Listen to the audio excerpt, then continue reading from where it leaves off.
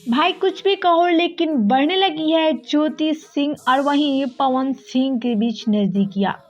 इनके बीच सब कुछ ठीक हो गया है।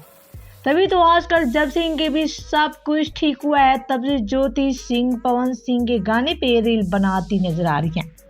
और वहीं ये सब के बीच में ज्योति सिंह का एक वीडियो काफी ज्यादा वायरल हो रही है। जी हाँ, जैसा कि स्क्रीन पे आप सब भी देख सकते हैं ज्योति सिंह को, जो कि भाई ब्लू ड्रेस में तो बलाई खूबसूरत नजर आ रही हैं। जी हाँ, अपनी खूबसूरती से तो भोजपुरी की तमाम अभिनेत्रियों को फेल कर दिया है ज्योति सिंह। सच कहूँ तो पवन सिंह की दूसरी पत्नी ज्योति सिंह काफी खूबसूरत है।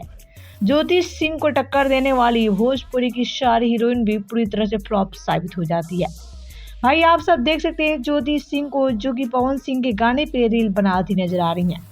इनके गाने पे भर भर के कमेंट भी फैंस करते नजर आ रही हैं। जी हाँ, सभी इनके रील को काफी ज्यादा पसंद कर रही हैं।